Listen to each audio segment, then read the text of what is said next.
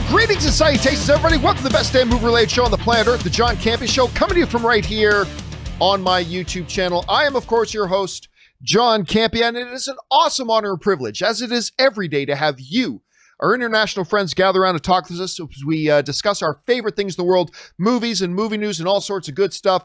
And speaking of all sorts of good stuff, we have probably the second greatest guitar player of all time, only behind the legendary Eddie Van Halen. It's one of the only Mr. Robert Meyer Burnett. Robert, how you doing today, sir? Dude, I am not a better guitar player than Prince. Okay. I just want to point that out.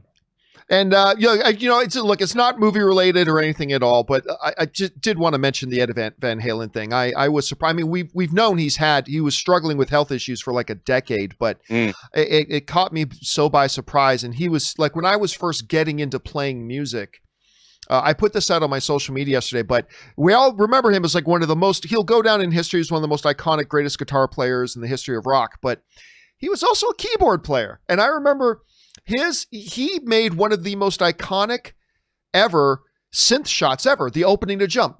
Bum, bum, bum, bum, bum. And that was one of the things that influenced me to learn keyboard and piano. And wow. And the opening to Jump was one of the very first things I ever learned. And it was crazy to hear about the passing of Eddie Van Halen. Yeah. And I know music fans all over the world are mourning that loss. But listen, guys, we do have a number of movie-related things here that we're going to talk about today. Here's how today's show is going to go. We've got a number of predetermined topics all set up and ready to go. We're going to do that the first half of the show. And then in the second half of the show, we're going to take your live comments and questions. And the way you get a live comment or question on is simply go to the tip link that's in the top of the description of this video. You can see it there. Just click on it. Or you can enter it in manually simply at streamelements.com/movieblogtv/tip. You'll be getting your comment or question on the show if it's reasonable. And of course, you'll be supporting the show at the same time. I also want to remind you guys, if you haven't done so yet, why don't you take a second and go and click on that subscribe button, become a subscriber to the John Campea YouTube channel, and keep you up to date on all the things that we've got going on here. All right, let's start things off with one off the top. Rob, one of the films a couple years ago that had a lot of buzz, a lot of excitement. As a matter of fact, there had been a lot of buzz and a lot of excitement surrounding this one particular property for almost a decade. Because for nearly a decade, James Cameron had discussed and talked about the fact that he was going to make an Alita Battle Angel movie. And then it waited and it waited and it waited, and finally it came about and it came to be. He didn't direct it himself, granted, but it came out and came to be. It suffered from a really poorly received first trailer, which I don't think they ever really recovered from. And I think that had a lot to do with what we saw at the box office. But it didn't end up flopping or anything like that. It didn't have the box office return that maybe it deserved. It wasn't a great movie, but I thought it was pretty good and I enjoyed it. Well, there have been a lot of people, dude, that have been wanting to see this movie come back to theaters. And lo and behold, their wish is about to be fulfilled, as Cinemark has announced that they are going to be bringing back Alita to theaters. I think it's going to be for $5 a ticket. I think it's going to be something like that. They're going to be bringing it back starting on October 30th. Now, just to confirm that this is all real and true, James Cameron himself took to social media and said, "We're with you, Alita Army. Alita's coming back to the big screen on October 30th. I think this is a great thing. Not necessarily, Rob, because I thought Alita was the greatest movie. It had its problems, it had its issues, but overall I thought it was pretty fun, and I thought a lot of the visual sensibilities of it were really exciting and really well done, and I was looking forward to seeing another one. I don't know that they'll ever make another one, but this is great because this is the sort of thing that theater chains like Cinemark, Rob, and AMC are going to continue to need to do. They're going to have to make sure that they're going to be bringing in films. Like AMC and Cinemark said they're going to stay open even though Regal's closing. I don't know that that's going to last for long. But if you're going to do that, you got to keep making some announcements and you got to generate excitement. And while this isn't the greatest movie in the world, it is a movie that had a pretty passionate following for those who were fans of it. And I think this is a really good move in their part. And I'll tell you what, if there's any movie theaters open near me, I'll probably go out and see it again. Rob, what do you think about this move of them to re-release Alita Battle Angel? Well, when I was a kid, especially Disney would re-release movies, and Star Wars was re-released a number of times in theaters, well, sometimes every couple of years, and certainly to promote, like when Empire came out, they re-released it in '81. They re-released it, so movie re-releases. I mean, obviously they were far more common in the age when we didn't have home entertainment, but I think this is a great idea. I really liked Alita a lot. I saw it two times in the theater, and sure, a lot of the concepts were, I think, overly familiar to audiences. If the movie had come out 20 years before it did, I think people would have thought it was a little bit more fresh than it was. But I really liked it. And I did buy the special edition. There's a really cool special edition box set on 4K and Blu-ray, which I bought. And John, I'm very proud to tell you that it hasn't come to the shores stateside yet, but you can order it from Hong Kong and Australian retailers. The Alita hot toy is out in the wild. And I didn't know, sometimes Hot Toys announces things that don't get made. But in fact, if you go to, say, Justin's collection, that's a channel on YouTube, he recently did an unboxing review of the Alita hot toy. And it made me kind of excited, as much as I could be excited by a hot toy of Alita. But I'm excited. And it's nice to see. I hope audiences, especially younger audiences, go see this. Because I do think, despite the robot violence, I guess people are half human. I think it's the kind of movie that's inspirational to people, especially younger audiences that aren't as, say, familiar with the concepts that are in the movie.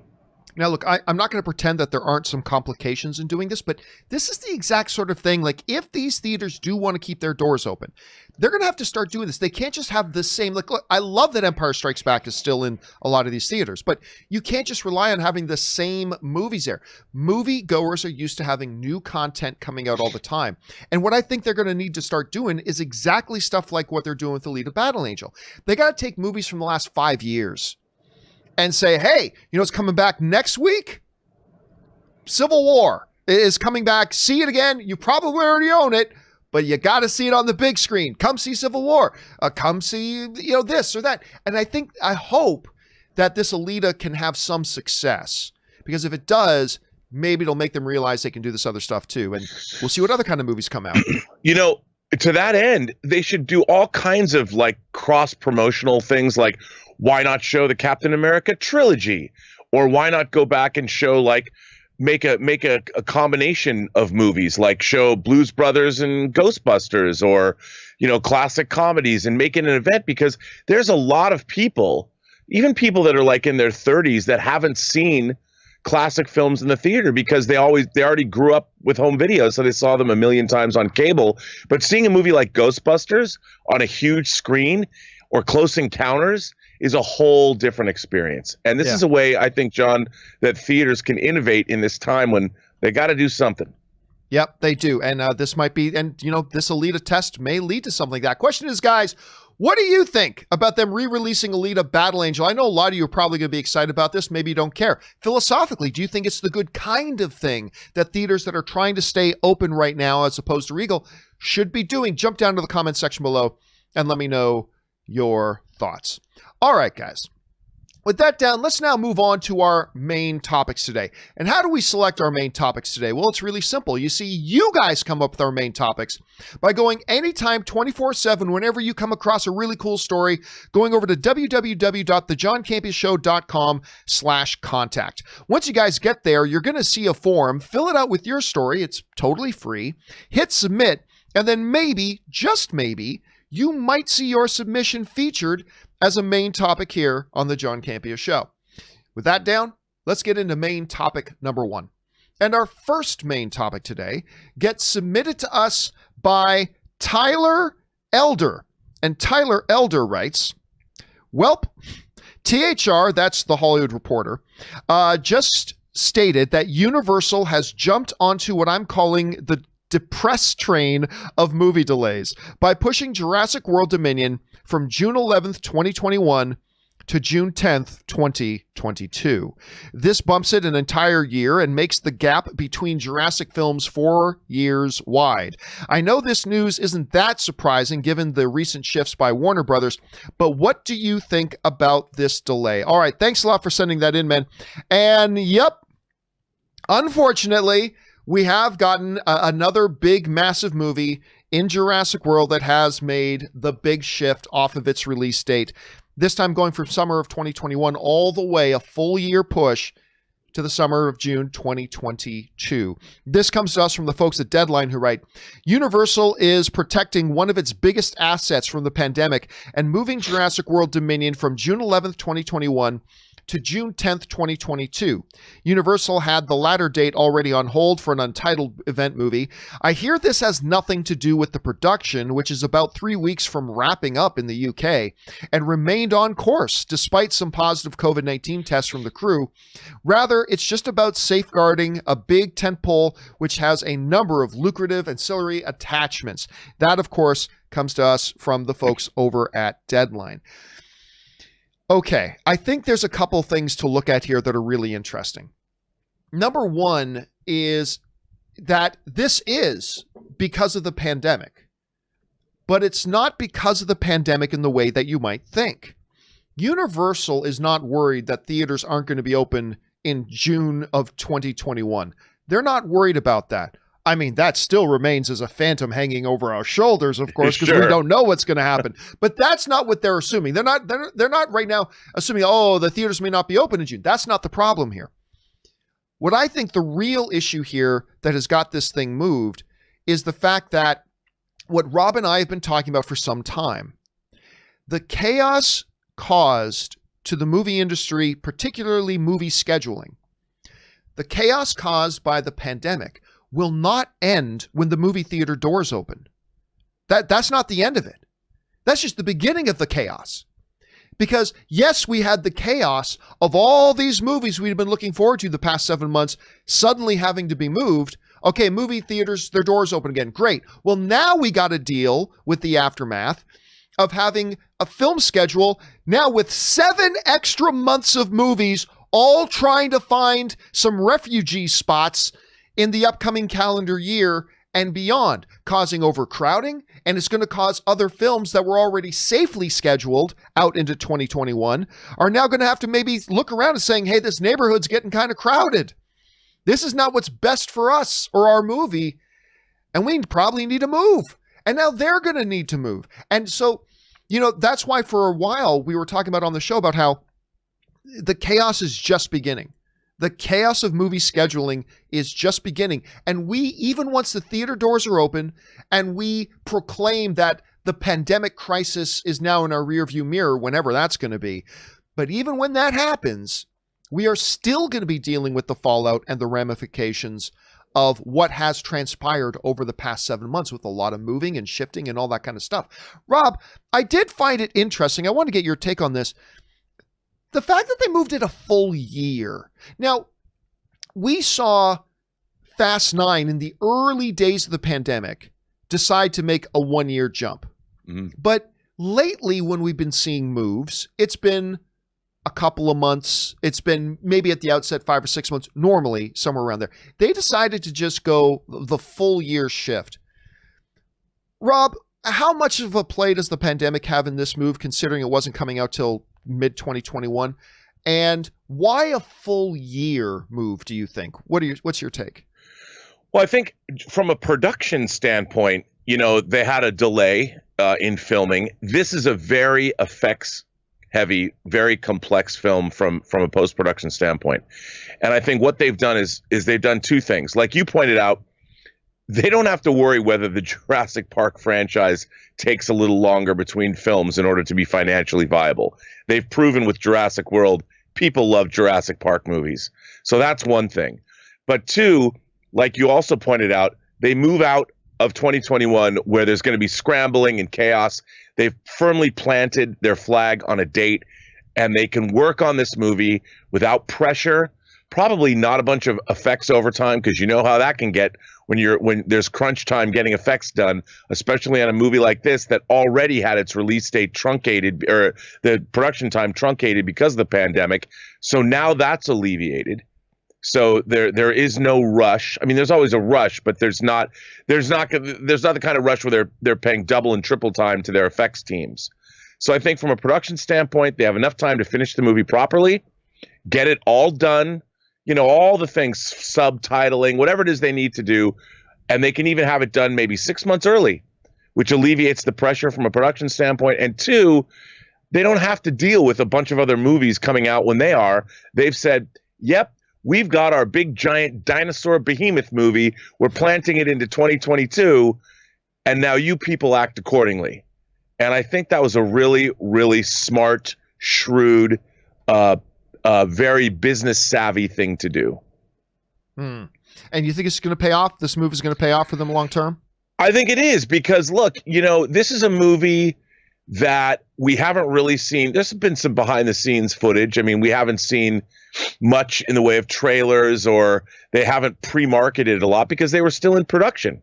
Yeah. So, when they can ramp up a marketing campaign like they would for any other movie, they can start it up Christmas of 2021 and do it properly. Not like all these other movies where they started pre-marketing them and then, they didn't come out. And then they have to start up the marketing campaign again. Hey, remember when No Time to Die was going to come out back in April and we were telling you about it in 2019? Well, hey, now we're going to remarket the movie for the third time back into middle April of 2021. They don't have to do that. And right now, remember, the general public, they don't follow movies, the production movies, the way we in the movie pundit space do. So the general public's not sitting there going, my mom's like going, hey, where is Jurassic Park Dominion, Bob? And I'm like, well, I don't have to tell her that. Or Jurassic World Dominion. So I think this was a smart move all the way around. Question is, guys, what do you think about this? I mean, yeah, probably at this point, there's no more surprise. Big movie gets moved, no surprise. But now we're starting to look at moves being done as a result of what's going to be the aftermath, I think, of the pandemic. What's your guys' thoughts on this? Jump down to the comment section below and leave your thoughts there. All right, guys. With that down, let's move into main topic number 2. And our second main topic today gets submitted to us by Rodrigo. And Rodrigo writes, hello, John, crew, and Sir Robert. I was just browsing the movies on Google Play, and I saw Mulan for the same price it was originally available on Disney Plus for. I thought that with all the drama, they would have at least made the new Mulan a Disney Plus exclusive. What are your thoughts? And go Canada. All right. Thanks a lot for sending that in, man. And yeah. Buckle up, guys. I got some things to say about this. Okay, so let's look a little bit at the drama that has been Mulan, okay? So Mulan, they're going to make this live-action Mulan. A lot of people very excited about it. As a matter of fact, when its trailer dropped, it is one of the highest viewed trailers of all time. One of the highest viewed trailers of all time. That's how excited a lot of people were for it. There was going to have an international flavor to it. They're going to do all this. The pandemic hits. Okay. Disney, which is one of the studios that is very, very much in the vein that believes that, oh yeah, movie theaters is where we make our money. Like Disney is very, very firmly theaters, theatrical experience. So it was really interesting when they decided to try taking Mulan and putting it straight to Disney Plus. Interesting move. The movie wasn't great, and that might have had something to do with it. It also encountered some controversy and things along the way. And as it turns out, despite the early, and we talked about this on the show, despite the fact that there was some early numbers being given out saying, oh my gosh, Mulan already made over almost $300 million. And then the head of the analytics company said, no. Yahoo, who put that out, misinterpreted the data we gave them. It was actually much less. But it looked like it was going to be, it's a Disney exclusive, one of the perks of being a Disney member. As a matter of fact, because it was a Disney exclusive, we as Disney Plus members, even though it hurt a little bit, a bunch of you guys and me included decided we'll pony up $30, not to even own the movie, but we will pony up $30 so we can get access to it now. And then all the other Disney Plus subscribers will get it, in a few months later in the year. They'll be able to get it on Disney Plus regular without paying any extra. Now fast forward to the disaster of that releasing it digitally. And all of a sudden now Disney are releasing the movie to all the digital services. Google Play, iTunes, Vudu, Amazon, you name it. If it's a streaming service, now they've got it. You don't even have to be a Disney Plus member in order to get it. That little perk about being a loyal Disney Plus subscriber meant nothing. Because now anybody can get it. You don't have to be. The company, the outlet Fast Company, one of the better business things out there, right? Sorry, Disney Plus subscribers. Now anyone can buy Mulan for the same price that you had to pay to own it? No, the same price you paid to rent it. Look, put this in context, all right? This is why this morning some, including me, Disney Plus subscribers, are a little pissed. Because if I chose to go ahead and get Mulan on, let's say, iTunes or Amazon or Google Play or Fandango or hell, even Vudu or any of the Xbox system, whatever other service out there, I would pay $30, $29.99 to see Mulan, and the result of me paying that $29.99 would be that I own Mulan. Okay. So I just don't get any benefit from being a Disney Plus subscriber other than I got to see it a couple of weeks before the other people did, but I'm paying the same price. No difference. Oh, but it gets worse. Before you think that's all of the smacking of the ass cheeks, there's more that comes along. Because not only, if I had decided to pick it up on Amazon or Google or Fandango, not only did I not pay a single cent more than anybody else did, here's the diff. For that $29.99 on iTunes or Amazon or Google Play, I own the damn thing.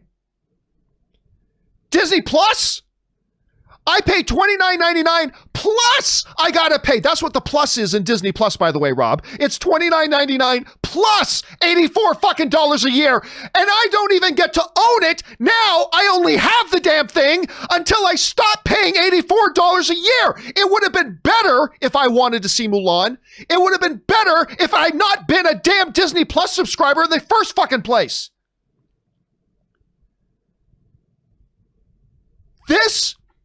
Listen, in this upcoming, look at this again. If I wasn't a Disney Plus subscriber and I wanted to watch Mulan, pay $29, I owned the damn Mulan.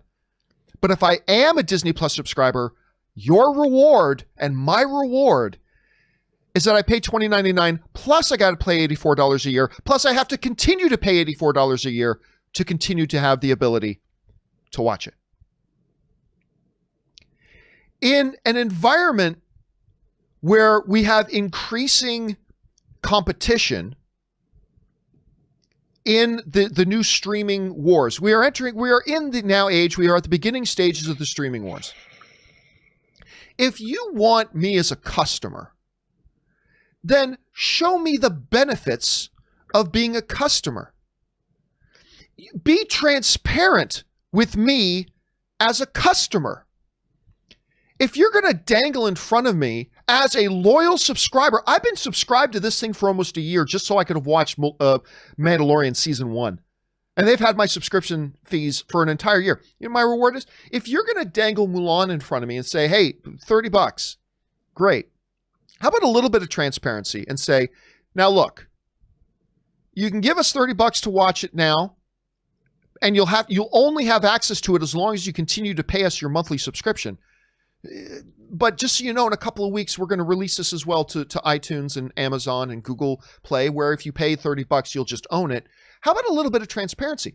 I feel like, now look, ultimately, John, what are you making a big deal out of Mulan for? I'm not making a big deal out of Mulan. I'm making a big deal out of a giant company like Disney. And you guys know I have a very fond place in my heart for Disney. I love Disney, I do. What I'm upset about is that this huge company, Disney, that a lot of us have been very loyal customers to, pull shit like this that says, oh, yeah, there was no benefit to being that. As a matter of fact, we're going to give better deals to people who aren't even our customers with this movie. I think it's Bush League. I think it's incredibly dishonest. I believe it shows a fundamental lack of respect that Disney has for their own customers. And I'm speaking as one who is a very loyal Disney consumer. I like my Disney content. I like Disney. But that just makes it even worse to me. It makes it even worse. Even Fast Company came out and they recognize, they say, look, if you paid $30 last month for the pleasure of being able to stream the live action Mulan via your Disney Plus account, you might be feeling a bit angry today. That's because now Disney has released the live action Mulan on the Apple iTunes and Google Play movie stores for the same price of $29.99, no Disney Plus subscription required to buy and keep the film. And if you're wondering, the iTunes and Google Play versions of Mulan are packed. Get this, Rob. Oh, I know. The iTunes and Google Play versions of Mulan are packed with extras, including documentaries on the film, deleted scenes, and more. Oh, and it's in 4K. So, to go over once again, it's not just that you're spending the exact same amount of money and not even getting to own it. It's not just that you could have had it without having to pay a Disney Plus subscription, but oh, guess what, kiddies? Those people who aren't Disney Plus subscribers, they not only got it for a better deal because they paid the same price and get to keep it, but they get a whole bunch of more other stuff in it that you don't. 4K, documentary material on it, deleted scenes. No, Disney Plus. You don't get any of that, Disney Plus subscribers. Maybe they'll give it to us later. I don't know. But to me, Rob, again, it just gets, it gets me upset when I see, I don't care if we're talking about Mulan. I don't care if we're talking about an Avengers movie. I don't care if we're talking about Artemis Fowl. It upsets me when one of these companies pretty much pulls a fast one on their consumers and pulls a fast one on their customers and pulls a fast one on those who have been most loyal to them. That to me is unacceptable. And yes, as a consumer, that gets me hot. It does, and I make no apologies for that. Anyway, Rob, you've seen what's going on here with the whole Mulan situation. Given, I mean, I can only assume part of this has to do with the fact that this has been a monumental financial failure for them. So maybe they're just now scrounging around trying to figure out some way to get back into the black on it. I don't know. But Rob, you look at this whole scenario. What are your feelings on this? Well, first of all, I think you're absolutely right. I think it is a monumental financial fiasco. Like we've talked about, and I've been talking about on my own show, if a movie costs $200 million to make, they've got to make $800 million to really break even before they're in any kind of profit. And that's impossible to do on pay-per-view right now, or SVOD, whatever you want to call it. It's impossible. You can't do it with a movie that costs that much money. I mean, Disney was looking for anything. I mean, they're between their theme parks being closed, cruise lines being closed, the whole company was hemorrhaging cash. And they're doing anything to find a lifeline. And they tried it. They tried that. And I'm sure that, again, we've talked about, people are not used to the idea of paying $30 for a movie on a streaming service. They're just not used to that yet. They don't understand it. They don't. The general population is like, wait, what? Well, I don't understand. And it's a lot of money. And I'll tell you something. For Disney to do this, for me, you know, being someone who made extras for 20 years for physical media releases, Disney has always, since Disney Plus started, they've either had more special features, like with Avengers Endgame, than they released on their physical media. They keep compromising various aspects of what they're doing in some way, shape, or form. And Disney is the last company that should be doing that, because they understand. I mean, they've got such a long history of being able to milk as much money as they can from their consumer base and do it well.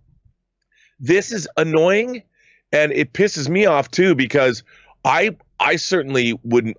To be honest, I didn't pay for Mulan, but there are movies I would pay $30 for. And as somebody who loves special features and documentaries, that alone, the idea of the ownership and then to not get that, maybe they'll put all that stuff. I would suspect they'll put that up on Disney Plus, all the special features, but they haven't yet.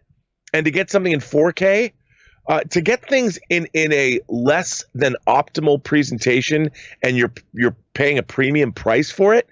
Come on, man, that's business 101. You don't do that to your customers. And I think this is look, I get it, man. Disney came out. This is the first time anybody was trying to do that. I mean, maybe after Trolls World Tour, but this was a big, high-profile, big movie for them, and they're grabbing at straws. I get it. I don't blame them. I just think it was a stupid move because they're all sitting there going, damn it, we should have pushed Mulan into 2021. That's what they're thinking. And that's what they're forever going to think. And maybe they should have.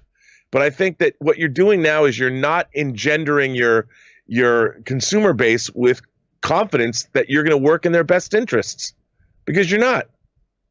It also erodes, Rob. It erodes consumer trust. Absolutely. Because 100%. Like, because I'm with you. Like, I get it. This is it's not, as you always say, it's not show friends, it's show business. I understand they're trying to figure out a way to do this. But at some point in that boardroom, somebody should have spoke up and said, okay, if we're in a desperate financial situation when it comes to Mulan, and we've made the decision that we're going to release this to things outside of Disney Plus, like the Google Play Store or Amazon or whatever, we have to do it in such a way that it still communicates to our customers that you guys get the better treatment because you're our customers. Yes. And Mr. CEO Chapek, Mr. Chapek, I mean, aren't we sending the wrong message to our customers if we charge people who aren't our customers the exact same price, and actually they get to own the movie and actually they get more material as a result? Aren't we sending the wrong message to our customers? Dude, 100%. I mean, Disney is telling people that we are not going to take care of our customer base. Other people outside our company are going to treat our own customers better than we are. That's terrible for business. Terrible.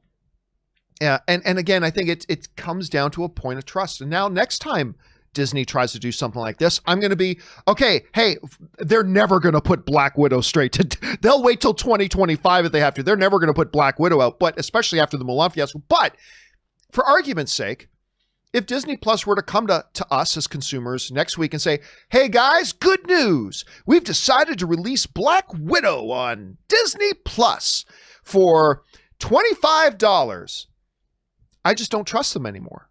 Now it's going to be, you know what? Cool. I'm going to wait till you let Amazon have it for $18 and I get all the special features. I don't know that that'll happen, but now that I don't know, it won't happen because they've just done it with Mulan. And it's going to, I'm telling you, this is really, and I'm only speaking as one individual consumer, but as an individual consumer, this has really eroded my trust in this particular company and in this business. It is really, and I've already been a little shaky on it. It's like, guys, I've been a member for a year, and what have you given me? You gave me Hamilton. That was good. And you gave me one season of Mandalorian. Great. For a year. And even this, I don't know. John, I've got a question for you. Sure. Do you think premium pay-per-view for new movies will ever work? Because I don't think it will.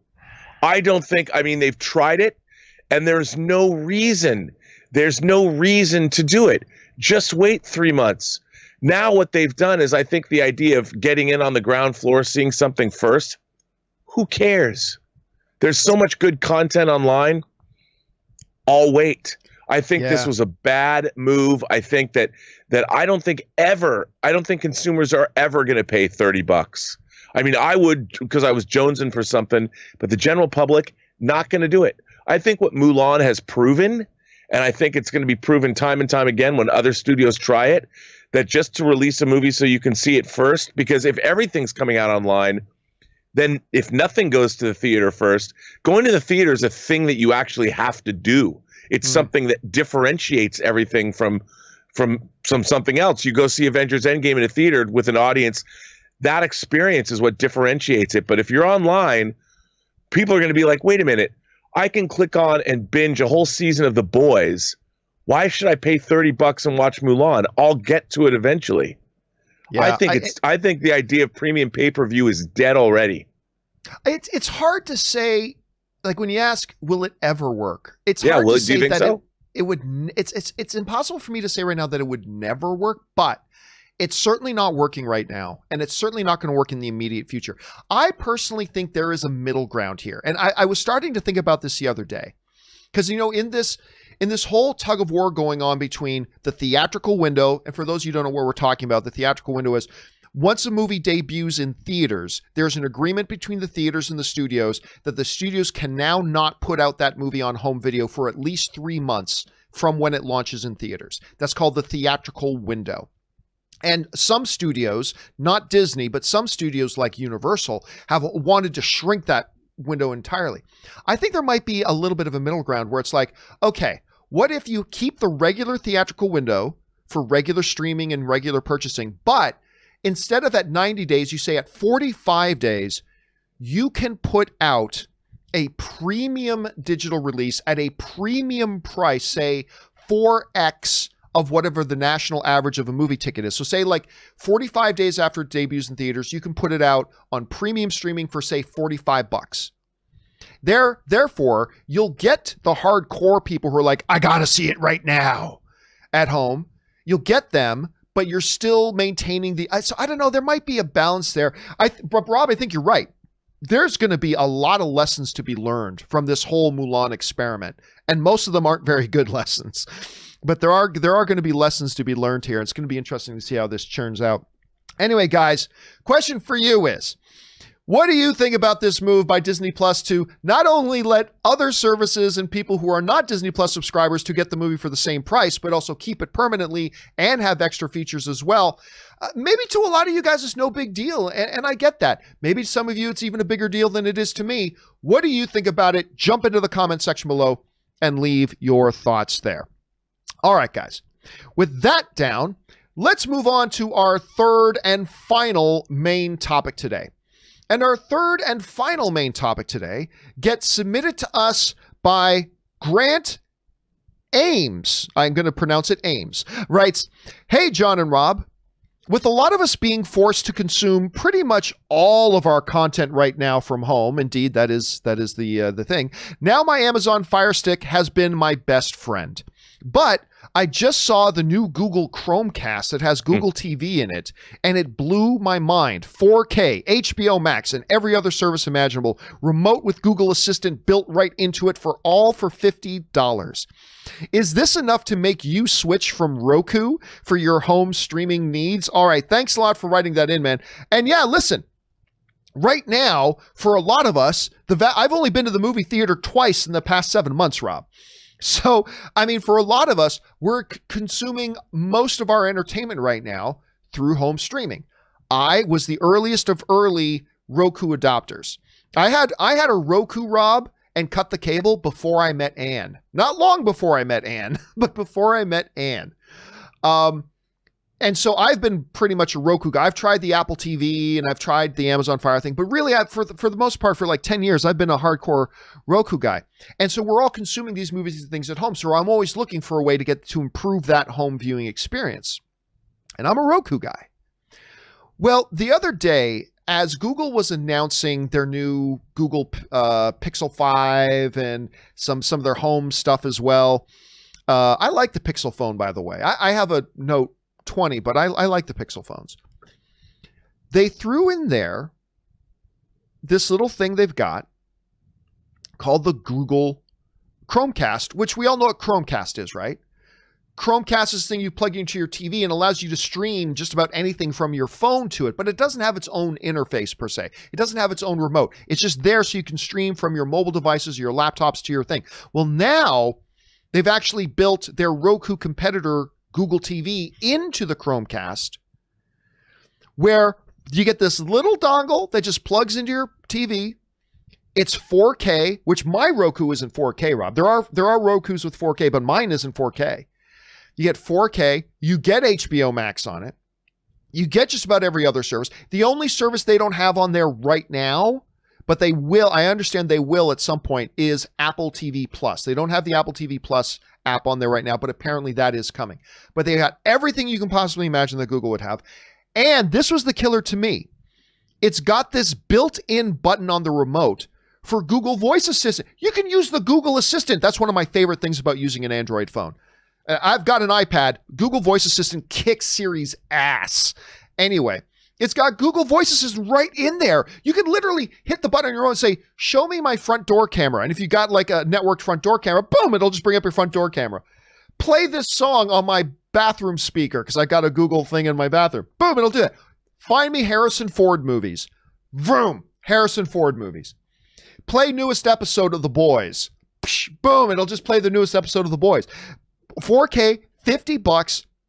Rob, I got to tell you, you have heard me preach and sing about my Roku. I love my Roku. I am a very, very loyal Roku user. I ordered one of these things right away. I'm not going to get it for about 2 weeks, so I can't tell you if it's crappy or if it actually lives up to the hype, but I got this thing. And like for a lot of us, again, who are consuming our movies and our TV and whatever, we're all looking for good stuff. Look, Rob, we're lucky right now that the Amazon Fire Stick is great right now. It's really a great experience. The Rokus are great. But this Chromecast with Google TV baked right into it, it looks like it's going to take that home experience even higher. And you know me, I love my tech stuff. But so I ordered one right away. I'm looking forward to it. Rob, you took a look at this. Especially the price point, $50 for all that. What did you think of it? Or do you think I'm just maybe getting too excited about it? I don't know. What do you think about this? No, new one? I went and read that. I read that CNET article, man, about this. And I'm thinking, again, it's this forward thinking. We're providing consumers with, they're anticipating future needs that the consumers have. And unless you're doing that, you're going to lose these kinds of wars. You need to start giving all the functionality that exists, whether it's Dolby Vision, whether it's whatever your Dolby Atmos, whatever kinds of quality presentation you can provide, and all the streaming services that everybody wants. If you're giving them all those things in one place for a price point like $50, that's going to be successful. And I think that, if it has ease of operation, if it's easy for consumers to use, well, then I think it's definitely something that's going to be successful. It certainly made me, dude, I like my Amazon Fire Stick, but I was reading about this going, why wouldn't I want to buy this right now? Give me a reason to not buy it. Right now, there isn't one. It seems like the most exciting thing that's on the market right away, and it gives me everything that I'm interested in getting. And this is the way competition works, One of the cool things about it too is that being a Google service, that means pretty much any app that plays something in the App Store, you'll probably be able to put it on there. Here's the one thing that I would like to see different though. Here's my one. I love that they finally got a remote and all that kind of stuff. And I love the fact that they've got like a dedicated button to YouTube. Just hit the YouTube button. You don't even just have to scroll through your menu. And I'll be honest with you, probably 55% of the time I'm watching my television, I'm watching YouTube stuff. So that, and then they got the Netflix button in there. I love the fact that they have the live TV. It's fully integrated with YouTube TV. That happens to be my live streaming television thing of choice is YouTube TV. So I can just say, pull up Fox and it'll pull up the Fox network and just play it right away. Pull up ESPN2 and it'll just open up what's playing live on ESPN2. I like that. The one thing I would have liked to have seen a little bit different is that on my Roku remote, instead of just 2 buttons, one for YouTube, one for Netflix, my YouTube remote has 4 buttons, which is one for Netflix, one for Hulu, which that's other than YouTube. That's probably the one I use the most is Hulu. I love Hulu. And then a couple others that I don't use. I would have liked to have seen maybe 4 more buttons and make them programmable. So like somebody like me that I watch a lot of Hulu. So find a dedicated YouTube button, dedicated Netflix. I'm definitely gonna use that a lot. Now give me another button that I can choose which service launches with that button. And give me 3 other buttons like that. To me, that seems like a fairly simple thing to do. I would like to see them implement that a little bit later. But that's the only real thing I got. Rob, if you're looking at this thing, if there's anything that you wish, you know what I wish they'd had right now is that they had this feature in it right now. Is there any that stands out to you? Because that's the only one that stands out to me right now. Yeah, not really. I mean, the simplicity of these things sometimes is not. I wish they were a little bit more. Sometimes you have to do combinations of buttons to get into programmable areas and things like that because they want to make everything universal and easy to use. But when I want to get into the more complex programmability of something, it becomes a little bit more difficult. But other than that, I think they have to make it simple for most people, and I can't complain about that. Yeah, I mean, I just want what I want. Ultimately, for me, it's always about the best quality presentation that I can get. That is the one deciding factor. That's why I still love physical media. I'll watch something on streaming. I was watching something, I don't remember, maybe it was The Boys. I don't know what it was. It was buffering and all that. And sometimes it goes out of, you're not getting the full resolution. It snaps back and you're getting sort of a garbled picture. That doesn't happen on physical media. And that's why I still buy physical media, because of things like the soundtracks, because I can get Dolby Vision, because I can get Atmos, because I can get all these things, and I don't have to worry about it. But as things get better and better, maybe I'll one day give up physical media. I don't think that's going to happen. I'm going to be buried with all my physical media. But this kind of thing, they're looking toward quality and the quality of the presentation, and that's all I care about. Does it look and sound great? And can I get to what I want to watch in a simple, easy fashion? That's it.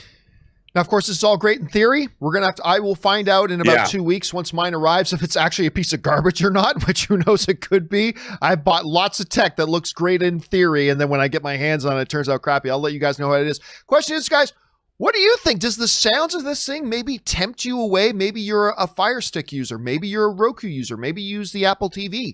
Is this sound good enough to maybe possibly lure you away? The price point's pretty good. What are your guys' thoughts on this? Jump down into the comment section below and let me know your thoughts.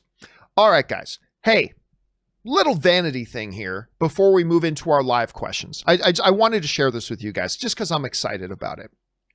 But, obviously we've been talking on my show lately that this past year I've been pretty busy making this little documentary, Movie Trailers, A Love Story, that we're pretty much finished it at this way. We're still making tiny little tweaks here and there, but it's for all intents and purposes, it's done.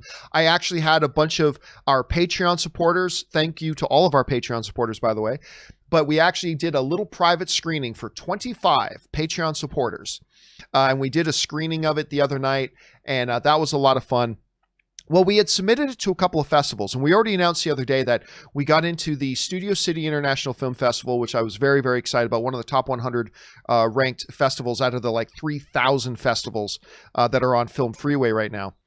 One of the other festivals that I submitted to, and I only submitted to just a couple, that I'm very excited about, that we did get notified. Not only have we been selected to be in it, but we were just notified the other day that our documentary, Movie Trailers, A Love Story, is a finalist for their jury prize of Best Documentary Feature. And that is NBC Universal presents the Portland Film Festival, the 2020 Portland Film Festival, of course, presented by Comcast, NBC Universal, which I joked about on social media. I said, hey, does that mean with NBC Universal, it being their festival, does that mean if I win, I can rename Peacock? Do I get to rename Peacock? That would be great. But anyway, again, we are thrilled that we are an official selection now for the film festival. And again, we have been notified that we are now a finalist for the jury prize of Best Documentary. So, Rob, you appear in this movie. You also helped me out on this movie. You are an associate producer on it. I got to tell you, man, I'm so freaking excited about this. I'm really happy and proud about this. Anyway, your reaction to it. Well, John, first of all, I don't want to belabor the point, but I'm very proud of you because, you thought this up. You had shared this idea with me that you were thinking about it and that you wanted to do it. And I could see it percolated in your mind for months. And then at one point you told me, you said, you know what? I'm going to do it. And you really, like anybody who gets obsessed with a project, you diligently went about making it. And you decided, once you decided to do it, you were gung-ho and you executed and you did exactly what you said you were going to do. You did it in a very grand fashion. It's beautifully made. Technically, it shows a lot of prowess. It's beautifully shot. Jonathan and you did a great job putting it all together. And it was pretty inspiring because you did it very quickly for the most part. I mean, you got it shot just under the gun right before quarantine happened, right before lockdown happened. And then you and Jonathan diligently worked on it all the way through. You finished it and you submitted it to film festivals. And I was really impressed. And I think that in a way, and you were always downplaying it, like, maybe it'll work. I don't know if people will like it or whatever. And didn't I always say, no, you gotta sell this. This is something. You're a filmmaker. You're a content provider now. You're making something on a professional level. And yes, you're going to sell it. It's worth something to people. It's a fun movie to watch. And I think that's been bared out by the fact that not only are you getting into film festivals, but you're in contention for awards. I mean, that's the way it should be done. And you know what? It proves that not anybody, but whether it's a film project or any project, a lot of people talk about doing things that they want to do. But you just went out and did it. You didn't stop. You didn't get bored. You didn't talk about it and talk about it and talk about it and not do it. You thought about it a lot. And then when you decided to do it and pulled the trigger, bruh, you made it happen. You made it happen. And you finished it. And you did it relatively quickly. When you decided to shoot it, man, I was impressed. You're like, we're going to do this. We're going to shoot it in like 2 months or something and get it all done. I'm like, really? Awesome. And you did just that. That's impressive. And I'm not just saying that because I'm on your show. Well, and and let that be an inspiration to people who are contemplating creating something to submit to your film festival. Because right now, as a segue, like seriously, if this jackass can pull together and get a documentary feature done, believe me, if I can do it, you can do it.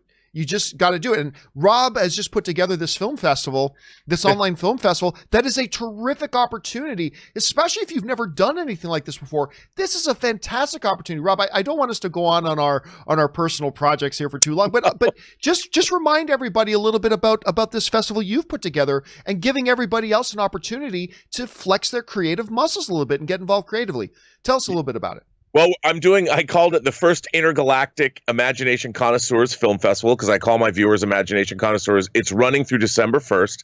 You can submit anything you want, any kind of a film, documentary, music video, narrative feature, whatever.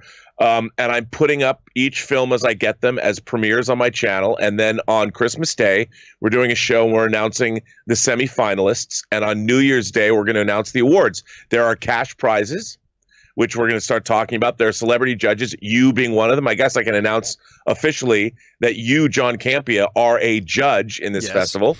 You join Ashley Edward Miller, the writer of Thor and X-Men First Class and Agent Cody Banks, who's now producing an unnamed Netflix animated series and who's also in your movie. He's another judge. I have a bunch of other judges, filmmaking judges coming on board. All these judges that I'm announcing, because you're one of them now, are filmmakers. Now you're in festivals, so you're as much of a filmmaker as anybody else in the world, John. So, and anybody can enter. If you go to my website, theburnettwork.net, all the information is there. And currently, you can vote on the poster for the film festival. We've had 60 submissions, and you can go. It's free to vote. You just go to the website and click on the film festival, and the poster competition's there. So we had Imagination Connoisseurs send in posters. So it was kind of inspired in a way by what you did. Because I had some friends that are watchers on my show. They made a movie in Germany, director Patrick Keller and his writer Dieter Bastian, and they sent me a film that they made one weekend. And I'm like, you know what? This is pretty cool. John's making his movie. Patrick Keller and Dieter Bastian made their movie. Why don't we have a film festival? Let's see what people are going to do. We have our 4th premiere, Wiener Kills, tomorrow at noon. So come check that out. Check out the latest film, Crawl Space, that we got from Ireland. That's pretty impressive. So as the Evil Dead would say, join us. Make a movie. December 1st is your deadline. So everybody go and check that out. But hey, listen, Rob, I know now normally we let you go at around 11:30, but you have some other obligations today that you got to run and take care of. So we're going to let you go a little bit earlier today. Thanks again for being here today. And Rob, in the meantime, where can people follow you and all your goodness online? Well, you can follow me on Twitter at BurnettRM. Follow me on Instagram at Robert Meyer Burnett. And, of course, my YouTube channel, The Burnett Work, where you can find out about the film festival. But once again, John, I have to say a very hearty congratulations to you. You know, to go out and make a film is tough enough, but to start getting recognition at multiple film festivals, that's very cool. And kudos to you. I'm happy to be a part of it. Very honored and so proud of you, man. Oh, thanks, dude. I appreciate the lot. All right, everybody, the one and the only Mr. Robert Meyer Burnett. Rob, we will talk to you again a little bit later, my friend. Take care, dude. Yes, sir. All right, that was Robert Meyer Burnett, everybody. And now let's get on and start taking your live questions. Again, you can fire in a live question to get on the show and support the channel at the same time. Simply click on the tip link that's at the top of the description of the video there, or you can enter it in manually, streamelements.com/movieblogtv/tip. All right, let's get on over to it right now. We're going to start things off here with a couple we had left over from yesterday. We're going to start off getting caught up with Aaron McDonough, who writes, "Hey, John. Has there been any more updates on the Russo brothers' next film, Cherry? The last time I checked, it was meant to come out this year, but I doubt that will be likely to happen now, given the circumstances we are in." The last thing I saw, so for those of you who don't know, the Russo brothers, they've made this movie with Tom Holland called Cherry. He's a war vet. I think he was a medic in the war. He comes back. He has PTSD. He gets addicted to drugs and he becomes a bank robber.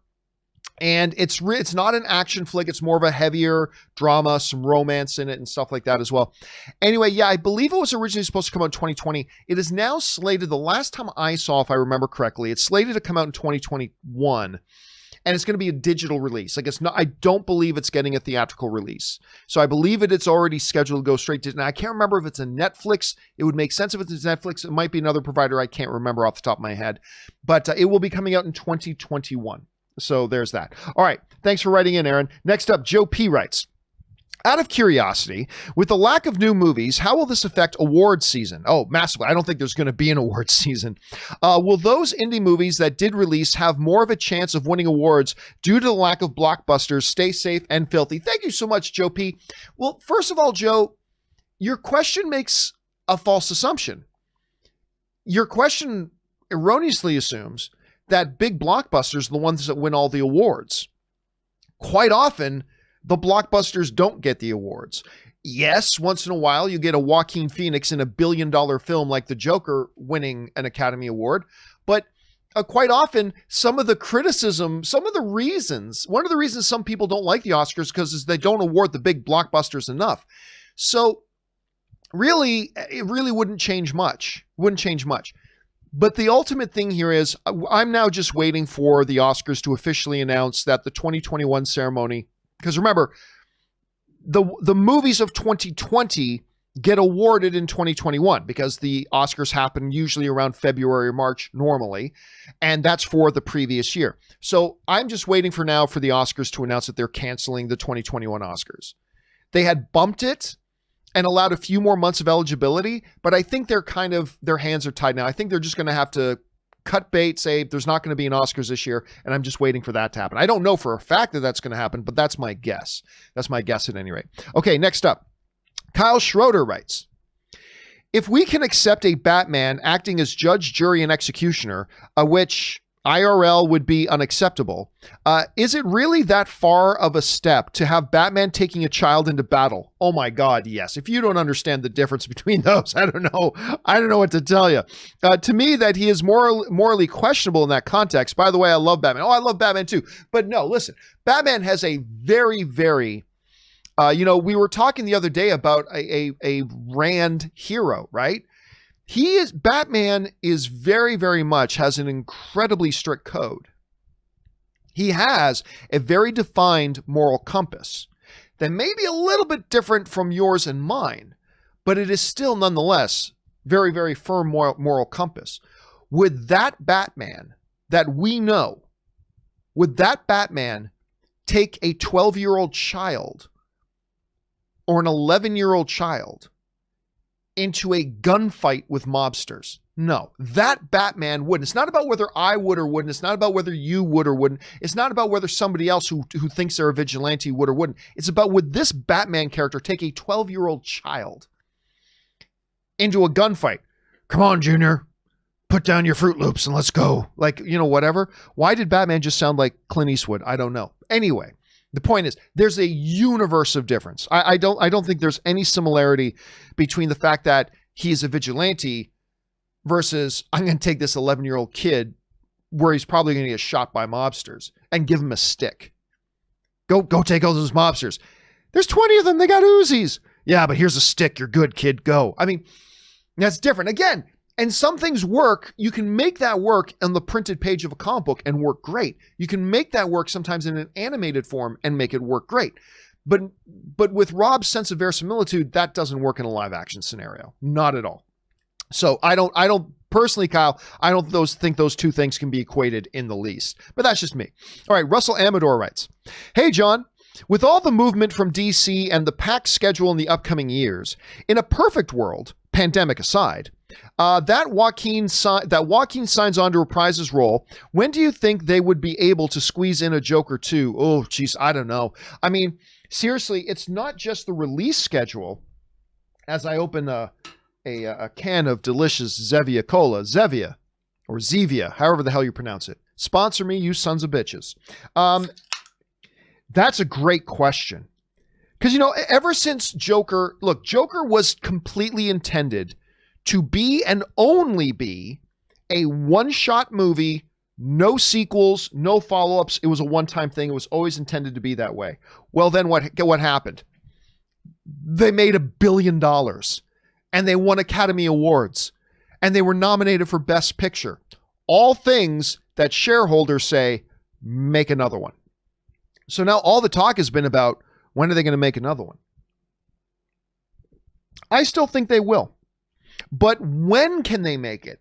That's a big question because, like we've been talking, the pandemic has caused this bottleneck almost.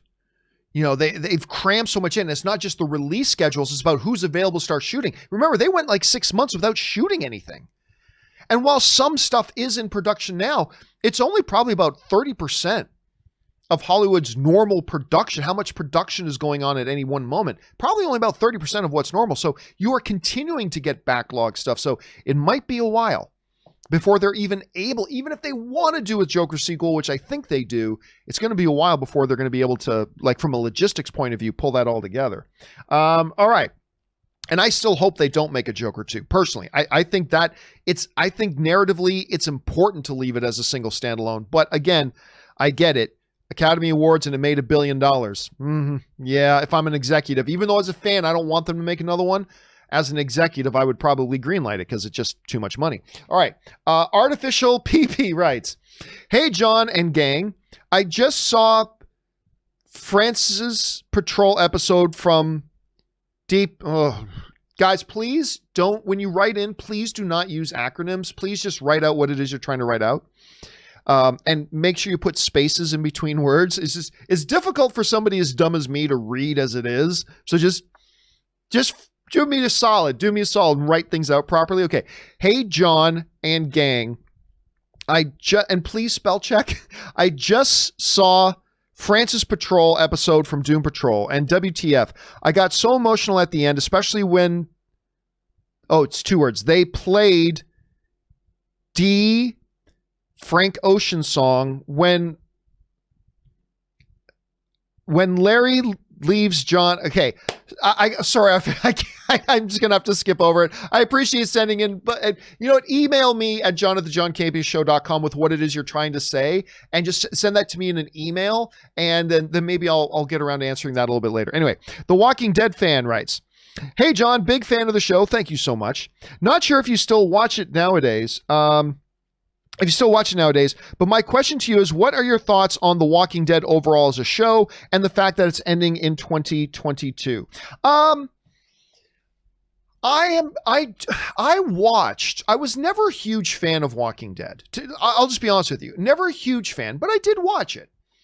And I enjoyed it marginally. I enjoyed it.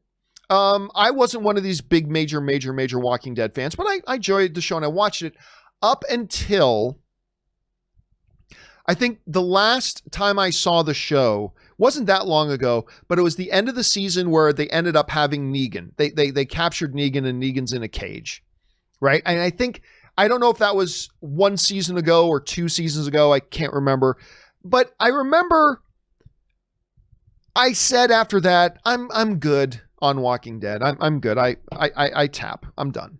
Not that I hated that season. I didn't, but it's like, it's enough's enough. And I kind of gave up on it at that point. Now, then I heard that Hearst, who is like one of my all-time favorite television characters, Ope on Sons of Anarchy. Then I heard later that he's like the villain who's been around lately. That's all cool and everything, but still. So the fact that it's coming to a close in 2022, but it's not really coming to a close in 2022, are they?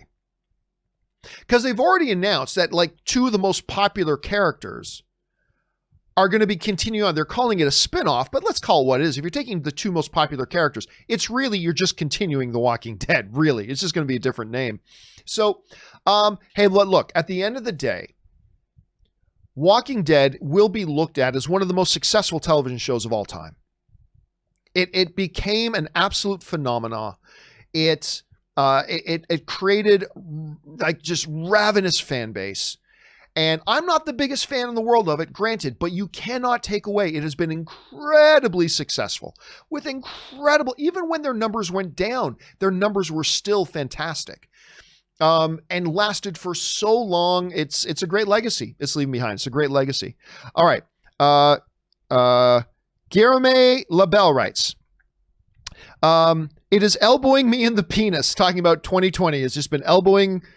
And it's north to south elbows too. It's not even proper elbows. It's not the proper elbows. It's the north to south elbows in the penis. That's what 2020 has been doing.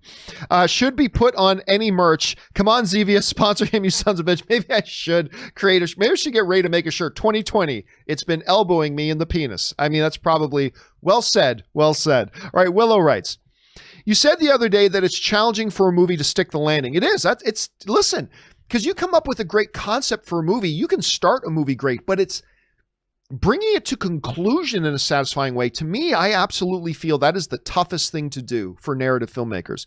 Anyway, you said that it's challenging for a movie to stick the landing. Do you find it worse when a movie has a bad first act or a bad final act?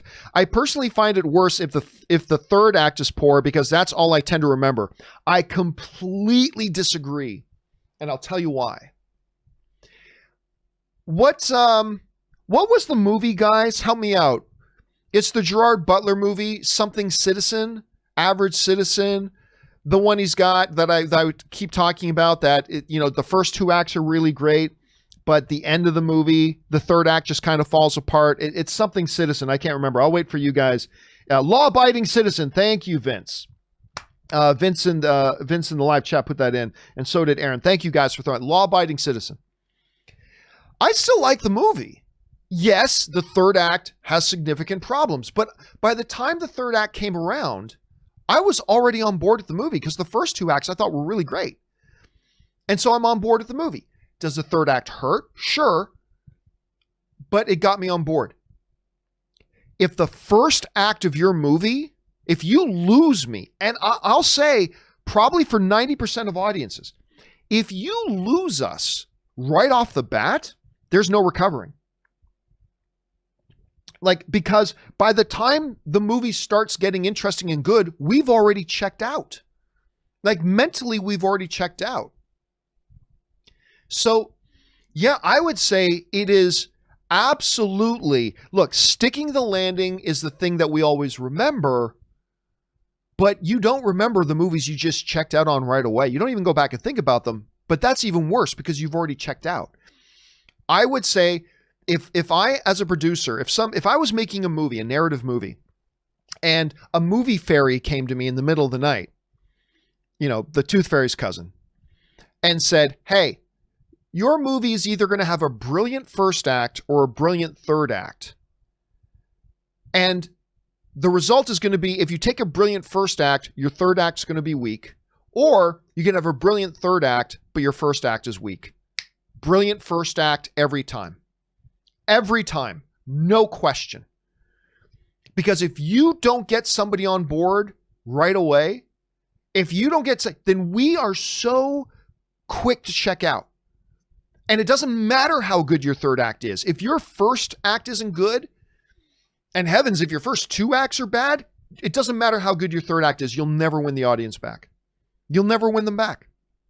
It's really tough. So I would say, while definitely third acts are more memorable, it won't matter if you don't get them on board in the first place. So I would personally say, just from my own subjective opinion, that it is most important to really get people on board again. If you fall apart in the third act, you fall apart in the third act. and that happens. But yeah, I'd say you definitely got to crush that first act. That's just me. All right, Andy Hong writes, "Hey John, I'm going to enjoy some back-to-back Eric Kripke goodies this Thursday night, starting with the return of Supernatural. Yep, they're Supernatural finally going to start airing their final episodes. It's going to be hard to say goodbye to Supernatural. Followed by the season 2 finale of The Boys. I'm so excited. What about you? Would you be interested in doing this?" Well, I mean, obviously, I've watched Supernatural and I watched The Boys, so obviously I'm doing that. But it's not really Kripke, though, is it? Kripke isn't really associated with Supernatural anymore. But yeah, it's going to be a good night of television. I've been looking forward to seeing how they wrap up Supernatural. Again, Supernatural has been one of my favorite shows for a very, very over a decade. For over a decade, it's weird to think about this. For a good third of my life, I've been watching Supernatural. For well over a decade, almost 15 years, I've been watching Supernatural. It's hard to remember a time when watching Supernatural wasn't part of my regular routine. It's hard to remember a time like that. It's been around a long time. And obviously I'm loving The Boys. So I'm very much looking, but also so sad that The Boys season 2 is coming to an end. It's been such a good season. All right, Ryan Lohner writes, "There have got to be a few bad calls in movie history, quite as spectacular as the Jurassic Park 3's Screw the T-Rex. This weird thing with the pencil nose is going to be everybody's new favorite dinosaur. That was one angry theater I was in." Well, I mean, here's the thing, though. There is this thing called the law of diminishing returns, right? And like almost every movie franchise does it. You look for, like, no matter how big or bad your villain is, you then look for who's the bigger, badder villain for the next one. Because if your next one doesn't have a bigger, badder villain than the one you just did, no one's going to like it. It'll be disappointing, right? Case in point. Like, I've gotten more questions, almost more than anything else, especially since Infinity War and Endgame, about who's the next big bad going to be and how they're going to get somebody that's bigger and badder than Thanos, right? That's just a point of that. So Jurassic Park faced the same thing. Okay. Our big baddie, if you want to call the T-Rex that, is the T-Rex, but we got to go bigger now. We got to go bigger. I'm not saying that's the smart thing to do, but I understand that's the pressure, right? That's the pressure. You got to come up with something now that's bigger and badder than the T-Rex. Okay, well, then you come into the Jurassic World. All right, what's cooler than the Raptor and badder than the T-Rex? T-Rex Raptor hybrid. And that's because, and you got to forgive producers and directors for thinking that way, because we, the audience, tell them to think that way, right? So, but it's not always the right thing to do. And maybe that example, Ryan, is probably a good example of that probably wasn't the right thing to do. All right. Next up, Dwayne Jackson writes, "Hey, John and family, if the government deems that theater industry is not worth saving, what will happen to future projects? Will they continue as scheduled? If we have no theaters, will HBO make a play for the big DC movies as an exclusive content?" Well, listen, yeah, if movie theaters were suddenly to disappear tomorrow, what happens to the movies that are planned but haven't been made yet? So something like, I don't know, No Time to Die. That movie's done. So that movie will just come out on streaming or something like that. Like, if movie theaters disappear tomorrow, the movies that are already finished, well, then they'll just figure out a digital release strategy. And they'll make less than half the money they would have made in theaters, but it's what they would have to do, right? But what happens to those projects that are planned right now, but haven't started production, right? What happens to The Flash? What happens to Ms. Marvel? Well, Ms. Marvel wasn't going to theaters, but what happens to Thor Ragnarok? Not Thor Ragnarok. Thor Love and Thunder. I don't think they've started shooting that yet. So maybe they have. I don't think they have. Anyway, let's assume that they haven't. What happens to that Flash movie? What happens to Thor Love and Thunder? What happens to those movies? I'll tell you what happens. They get scrapped. They get scrapped. Or they either get scrapped entirely, or they get massively reworked to cut their budgets in half or cut their budgets by 60 or 70%. Because the finances, as Rob pointed out earlier, the finances simply don't work. So what would happen to the movies that were already done but not released in theaters yet? Well, then you just come up with some digital strategy for it. You got no other choice. The ones that haven't even been made yet, they either get cut or they get slashed, as in they get reworked to reduce their budgets by massive amounts. That's probably ultimately what happens. All right, next up. Doc J. Dean writes, hey, John, I work at Cineplex. That's the biggest, by far, the most dominant Canadian movie theater. It's pretty much the only Canadian movie theater chain, really. Cineplex. With no major releases scheduled to come out for the foreseeable future, and the closing of Regal and Cineworld, etc., likely to result in further delays, what is the likelihood of Cineplex to follow? Our business levels are dead. Yeah, listen, I know that Cinemark and AMC came out and put on a brave face and say, oh, we're going to stay open. I don't know. I mean, if movies do start coming back, like if Dune does, not Dune, that's a bad example, but if Wonder Woman 84 keeps its Christmas Day release, and let's say Ryan Reynolds' Free Guy does come out in December and the theaters are back open, then fine. But if it stretches beyond December, that's great that Cinemark and AMC are saying they're going to keep the doors open. I have a high degree of doubt, not certainty, but doubt that they're going to be able to maintain that. I think they're going to, and yeah, unfortunately, I think Cineplex is probably going to have to shut their doors too, at least for a while, to stay viable. Like sometimes you got to take a short-term loss to get the long-term gain, right? Take the temporary loss to get the long-term win. And that might have to be, so I'll be surprised if Cineplex doesn't at least shut their doors for a while, unfortunately, but maybe they can come up with some creative ways to keep the lights on for now. Doc, either way, I just hope it works out. All right. Patrick Conway writes, I enjoyed the 355 trailer. I did as well. That was a pretty good trailer. I enjoyed it. Not the best trailer in the world, but I enjoyed it. But I should be more excited than I am with it being a spy thriller. But not going to lie, I am concerned about Simon Kinberg directing. Listen, for a long time, everybody kept telling me, oh no, Simon Kinberg directing is going to make it awesome, right? And because we were talking about X-Men, now what was the name of the last X-Men movie that he directed? The final X-Men movie. It was X-Men Dark Phoenix, right? So, I remember when they first announced this Simon Kinberg, who is an excellent producer and an excellent writer. When he was going to be directing X-Men Dark Phoenix, everybody's, this is perfect because he knows X-Men. He knows X-Men is good or maybe better than anybody else. This is going to be awesome. And I was like the one unpopular voice that said, hey, listen, guys, I like Simon Kinberg too. I do, but he's never directed anything before. And is a big tentpole comic book movie really is that the good idea to make that your first directorial effort? Is that a good idea? And everybody laughed at me. So, it's Simon Kinberg. You just don't know. Simon Kinberg knows X-Men, John. You're stupid. Okay. But I said, this is his first time. I just wish he would have directed maybe 2 smaller movies first and then directed a big tentpole film. Anyway, that being said, obviously X-Men Dark Phoenix comes out. I don't think X-Men Dark Phoenix is the complete train wreck that some other people think. It's not good, but I didn't think it was terrible. But it's not good. I'll at least agree with everybody that it's not good. But I thought it had its redeeming moments. That being said, so I clearly understand and empathize with your statement saying it makes you nervous that Simon Kinberg's directing. But I would say this. Now, Simon Kinberg does have a big movie that he directed under his belt. He's had that experience now.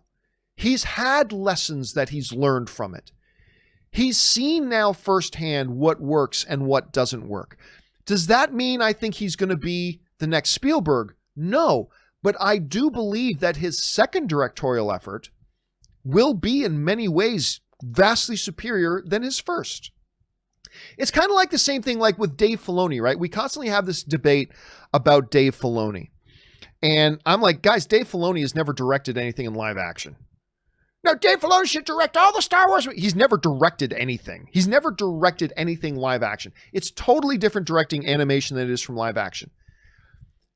And I thought the worst episodes of Mandalorian Season 1 were the ones he directed.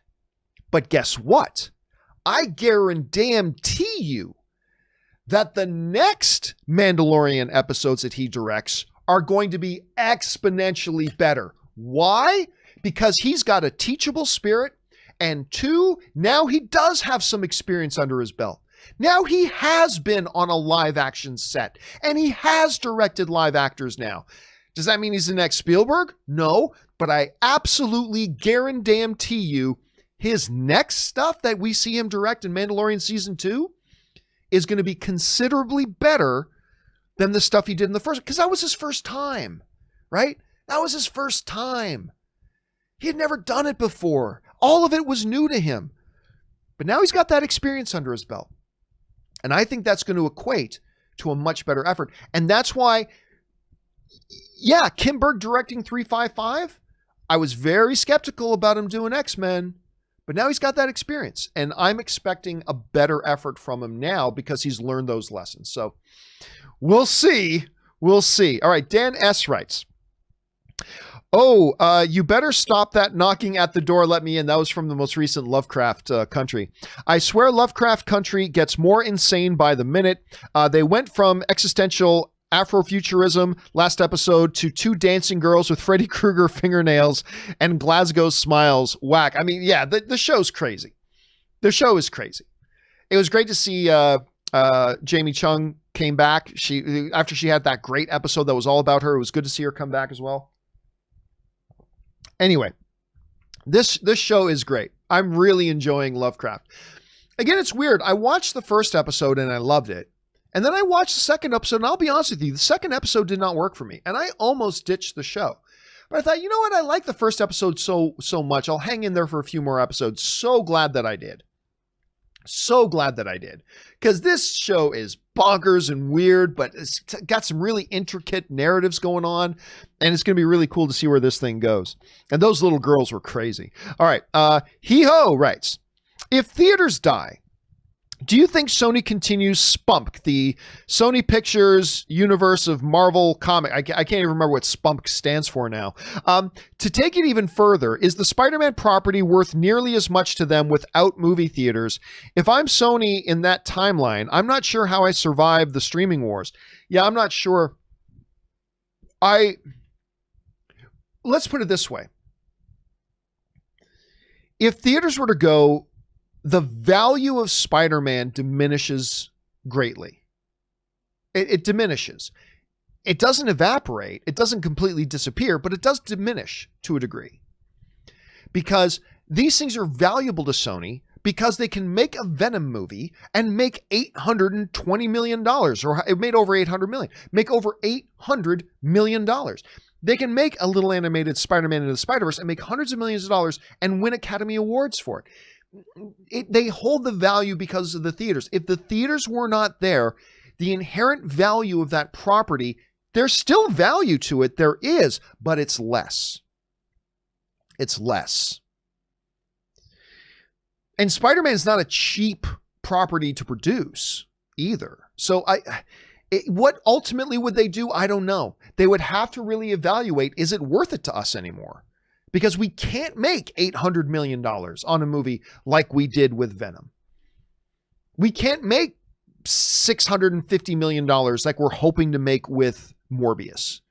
It just can't do it. Can't happen. So is it worth it to us anymore? And I know that is something they're going to have to evaluate, though, for sure. A UK thank you tip. Tips in $20. Thank you so much for that. Hey, John, we live in a world where people are increasingly intolerant to views that are different than their own. I sent in tips the past 2 days about Batman HBO Max series with Affleck and DC Universe, and you completely disagreed with me, and I love the show even more. Well, thanks so much. You know, that's the great thing. One of the things that I love about our community and our things is that somebody can say, I really think a new Joker movie is going to be great, right? Or it's a great idea to do a new Joker movie.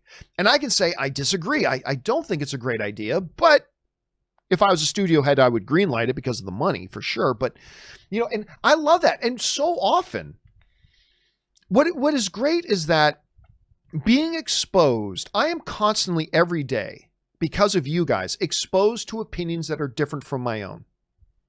That is one of the best things about doing this show.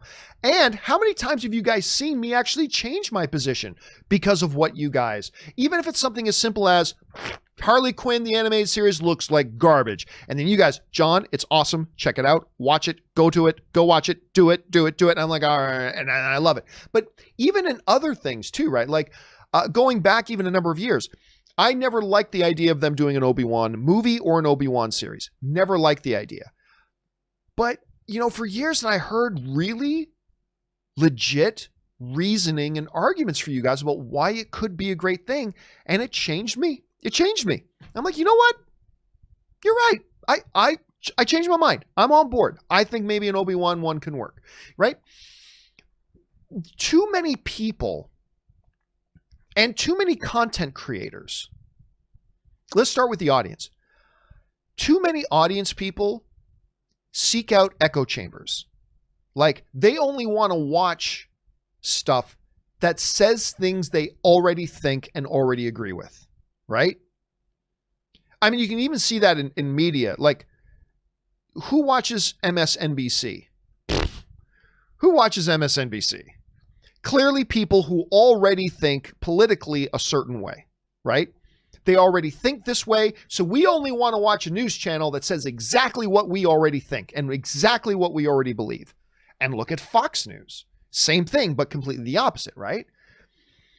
It only does one way of looking at things, and therefore it gets an audience of people who just want to hear people say what they already think.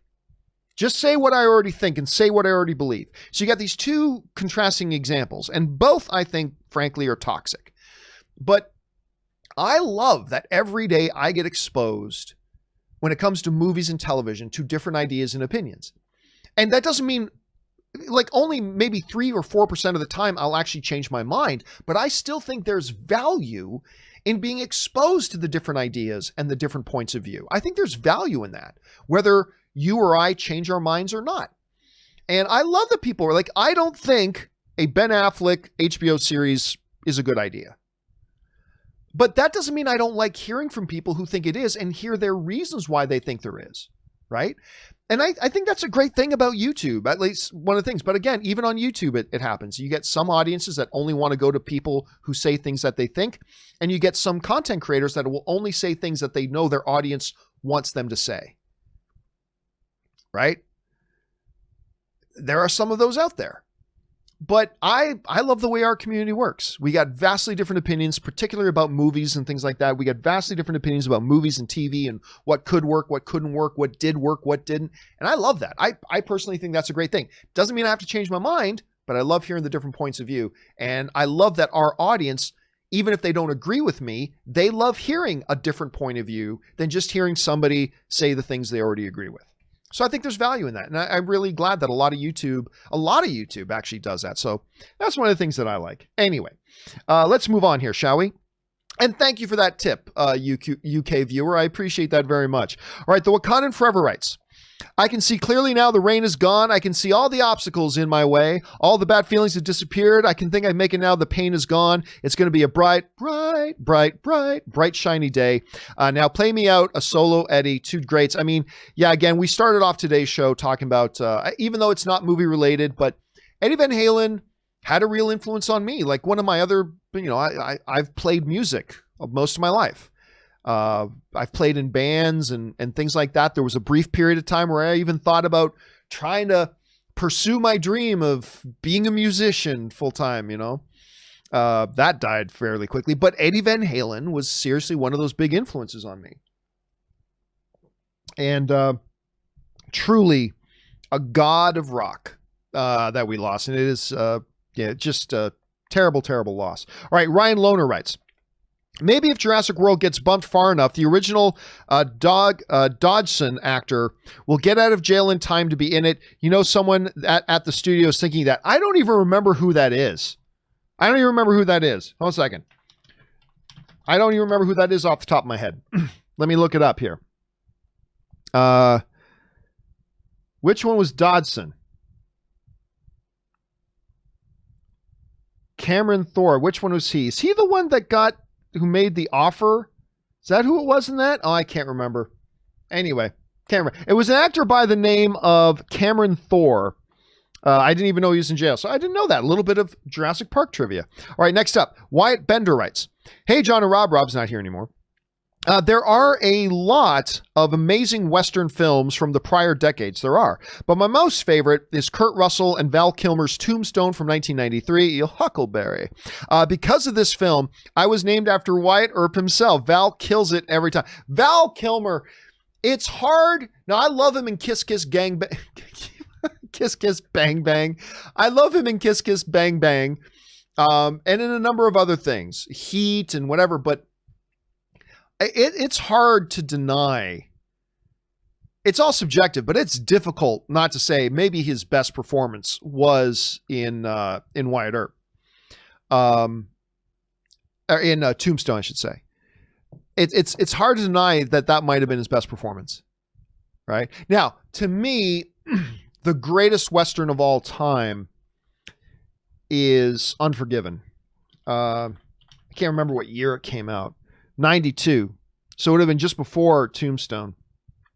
Unforgiven, Clint Eastwood, Gene Hackman, Morgan Freeman, Richard Harris, on and on and on. That to me is still probably the greatest Western of all time. It's going to be turning 30 years old pretty soon. Can't believe that. Imagine this. Go back to that day. Go back to that era. Clint Eastwood, you're watching Clint Eastwood. You're watching Clint Eastwood in this movie, and he's an older Clint Eastwood, whatever. And now go back to that and then say to yourself, because remember yesterday we talked about how he's making a new movie called, I think it's called Cry Macho. He's making a new one at 90. Go back and then tell yourself in 1992, hey, do you know that 30 years, look at Clint Eastwood. He's an older, he's got to be getting close to retirement, making this movie. 30 years from now, he's going to be making another new movie. 30 years from now that he's starring in and directing in. The longevity of Clint Eastwood is absolutely ridiculous. It's absolutely ridiculous. It's so good. Anyway, but yeah, Tombstone's a great one. Okay, next up. Where are we at here? Wyatt Bender also writes, if there was a biopic on another musician / band, i.e. Rocket Man and Bohemian Rhapsody, I want the next one to be on Stevie Ray Vaughan. The man is a legend with such a sad story. He has slept on for too long. Thoughts on a Stevie Ray Vaughan film? Script needs to be good. Well, I mean, script needs to be good. You can say about every movie ever made. Like any movie you're going to make, you can't, there's no movie ever going into production going, script doesn't need to be good. I mean, the script needs to be good. I'll be honest with you. If I'm a studio exec, I do not greenlight a Stevie Ray Vaughan biopic. For two reasons. One, I'm not tremendously interested in the life stories of musicians. They're all basically the same. Like if you look at Bohemian Rhapsody, which I really liked. If you look at Rocket Man, which I really like. Hell, if you look at Walk the Line, which I really like, but if you look at they're all the same movie, right? Kid, who's a prodigy, super great. I mean, really good moral center and everything too. But then his talent takes him to places. He starts to get famous. But once they start making it big, then starts coming the downfall. They get addicted to drugs and the drinking, and they start going through some real struggles, all working towards maybe some kind of personal redemption. They find their own little personal redemption, something like that at the end. I just described all of those movies. They're all the same. Doesn't mean they're not good. I'm just saying they're all the same. And I mean, one that isn't the same was actually Straight Outta Compton. That one takes some different twists and turns.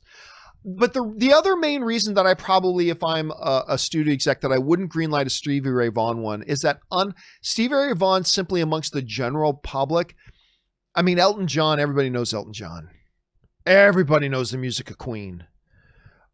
And I don't know that there would be that commercial viability for something on Stevie Ray Vaughan. But again, with the right script and everything, who knows? Anything is possible. I'm just saying, honestly, if I was a studio exec, I probably don't greenlight it myself. But you never know. A lot of moving pieces, though, there that could make it possible. All right, JR writes, John, those dastardly movie studios are at it again, releasing trailers almost a full year in advance. Dune, oh, I get it. It's a pandemic joke. Dune, Black Widow, etc. Heck, the Batman trailer dropped almost a whole year and a half in advance. When will the madness end? In all seriousness, this sucks. Yeah, of course. So obviously one of the big problems that has been around in the movie industry for a long time has been releasing trailers way too early. Now, studios have been getting much better at that. But now, of course, with all these movies getting bumped, it ends up like how long have we had No Time to Die trailers? A long time. By the time Batman eventually comes out, it'll have been a long time. So yeah, that's another effect, JR. That is another effect we're having. We're having visited upon us. All right, Wyatt Bender writes, I really hope in Spider-Man 3 we get Scorpion. Because I'm getting tired of villains that were created by Stark. Scorpion is the only one that wasn't created by him. Because of what happened to him in Homecoming on the ferry, he now wants Spidey dead. I mean, but here's the thing. Every villain wants Spidey dead, right? Every villain does, for whatever reason. But, so I don't care if it doesn't matter if it's Scorpion, and it doesn't matter if it's Electro, and it doesn't matter if whichever direction they want to go. You just got to have a well-written villain, blah, blah, blah. But I 1,000% agree with you that please don't make the next one another one who's already mad at Tony Stark. Please don't do that again. Right? You've done it a couple of films in a row now, where it's just the big baddie is just somebody who was mad at Tony Stark, and Spider-Man just happens to be there and in the way. Right? Please don't go. But okay, that's twice, but there's many, many, many villains in the Spider-Man pantheon that they can draw on that and just make it so they're not just mad at Tony Stark. But yeah, I am with you, White. Listen, if they come into Spider-Man 3 and we find out that the villain is just someone who was once again, man, I got screwed over by Tony Stark. Oh, I'm such a massive eye roll. Oh my God. I really hope they don't go in that direction. That would be a terrible mistake in my opinion. All right, next up here. An anonymous viewer writes, call me blissfully ignorant, but if the movie chains go under, Regal, AMC, etc., won't new ones just pop up, or the few who manage to squeak by will flourish? It may take a few years, but don't new businesses always spread up to capitalize on what came before? First of all, in principle, that's correct. In principle. The movie theater industry is a very, very unique situation, though. The movie theaters that have been around now have been around for decades. In the case of AMC, it's been around for a century. The movie theater industry is a razor-thin margin industry. Despite the fact that the box office, like in 2019, set all sorts of records. It's the third biggest box office year in cinematic history, blah, blah, blah. Even in all that, the movie theaters just eke out a profit. They just eke it out. It's a very thin margin business that can very easily become a money-losing business. And it takes a huge investment. Because you now have to you have to buy property or take over the leases of extremely big plots of real estate at extremely high prices. It is an unimaginably expensive business to be in. Plus, it's unimaginably complex. You have to have tens of thousands of employees or more. At the minimum, you're talking about having to have tens of thousands of employees, all highly trained and skilled in what they're doing for razor thin margins. It's not like, well, if one cell phone company goes under, there's such huge demand for cell phones and just find the right supply chain that somebody else will make them for you in India, China. It's not like that. It's different. And so if AMC and Regal suddenly went out of business, could other ones pop up to take their place? It's possible, but it's less likely than it is for other industries, which is part of the reasons why a lot of people say, well, just the movie studio should buy the things. And I get where that thinking's coming from. Just the movie studio should buy the theaters. The movie studios know better than anybody how incredibly difficult it is to run a movie theater chain. They have to work with the movie theaters. They know that's a business they don't want to be in. Believe it. They don't want to be in that business. Owning a little one theater here and one theater there, sure, that's simple. But owning a nationwide theater chain, that's a business they don't want to be in. They'd rather let somebody else do that. So it's possible, yes, that could happen. But I'm just saying it's less likely to happen because this is a very different industry. So let's keep our fingers crossed and keep our eyes open. All right. The best case scenario is that Regal and AMC and Cinemark and all the others find a way to survive the pandemic. And then because listen, I've said this before, I will say it again. If these theaters survive the pandemic, they will be fine. I have no worries about them. They will be 100% fine if they survive the pandemic. If they can last and stay in business until February or March, they'll be fine.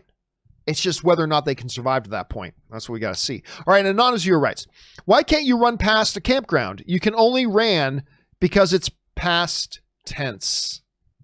A little bit of grammar joking in there. I'll give you the drum shot for that. There you go.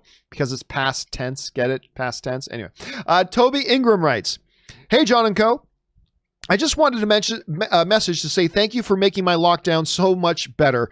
Going to work, listening to the podcast is fantastic. Keep up the good work. Been a fan for a good 5 years from the UK and appreciate everything you guys do. Well, thank you so much for that, Toby. I appreciate that, man. It's always nice when somebody just wants to write in and say something positive. Thanks for letting us and doing us the honor of letting us come along for your ride with you as you go to work and all that kind of stuff. And hopefully this pandemic stops affecting us all sooner rather than later. And again, Toby, thank you so much for the well wishes. I appreciate that, man. And thanks for supporting the channel, dude. Toby also writes, I also wanted to ask John, what is your favorite sequel in film? I honestly love Blade Runner 2049 and The Dark Knight. I always think you can never beat the first film, but some sequels are fantastic. Rob, what about you? Well, obviously, Rob's not here right now. One of the first examples, right, for the longest time, the rule was sequels are never as good as the original. But we've seen a number of times where it has, right? One of the great examples is Star Trek, right? Star Trek: The Wrath of Khan, to this day, is considered by some as one of the greatest sci-fi films of all time. The Wrath of Khan is amazing. Clearly better than the first Star Trek movie, right? Something smaller. Rush Hour. Jackie Chan and Chris Tucker, right? The first Rush Hour, not so good. I love the second Rush Hour. Third one was also an unbearable bag of crap. But the second Rush Hour, I love the second Rush Hour. Depending on who you ask. In Star Wars communities, Empire Strikes Back. Even a lot of hardcore Star Wars fans consider Empire Strikes Back even better than the original Star Wars. There are some people who believe Godfather 2 is even better than the original Godfather. I'm not one of those. I'm more in the Godfather 1 camp, but it's 1 and 1A. I mean, they're both incredible. So yeah, but then it also depends what you mean by sequel, because part 3 is also a sequel. Part 4 is also a sequel. But if you mean by sequel, literally the second film in a franchise, boy, it's probably Empire. But if you're talking about the difference in what had the biggest quality difference between the original film and the second film, because it's not a big jump from the original Star Wars, which is a total masterpiece, to The Empire Strikes Back, which is also a total masterpiece. Maybe it's a little bit better, but there's not a big gap. There's not a big quality gap. You might have to go to Star Trek. I think there might be that Star Trek II, The Wrath of Khan, might be the biggest jump in quality from the first movie to the second movie. That might be it. So I might have to go with that. Favorite sequel of all time, probably Empire Strikes Back. But what is the one that had that biggest jump? Might be the Star Trek one. All right, next up. NHL scout Alex Trebek writes, did you see that the Senators had Alex Trebek announce the Sens' first round in the 3rd overall pick of the NHL draft? I did not know that. For once, they did something right. Listen, I'm not going to lie. I've always been a little bitter about the Ottawa Senators, which is an NHL hockey team. I've always carried around a little bit of bitterness because that team should have been in Hamilton. Hamilton was the city that should have got that before the Maple Leafs and the Buffalo Sabres blocked Hamilton getting that expansion team. So I've always had a little bit of thing, but that's really cool. I didn't know that Alex Trebek did that. That's great. I love that. Alex Trebek, of course, is a good Canadian kid. All right. Jimmy K writes, "Hey, John, I love that theaters are showing old stuff, but there are some new content coming out, even though they're small budget. This week is War with Grandpa, which looks just terrible. That Robert De Niro movie, oh my God, that looks so bad. Next week is Honest Thief. The 23rd is The Empty Man, then Come Play at the end of the month." Yeah, we'll see. It'll be interesting to see how many of those actually release with Regal shutting down.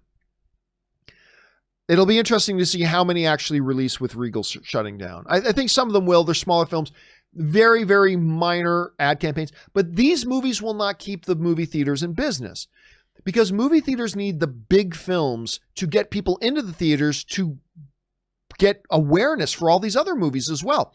Because, like, for instance, how many television spots have you seen for Come Play? I've seen none. I've seen no, they have very, very minute, small marketing campaigns. And so there's very, very little awareness about them. But, and unfortunately, while I am interested in Honest Thief, the Liam Neeson film, I thought the trailer for that was pretty good. I am interested in that.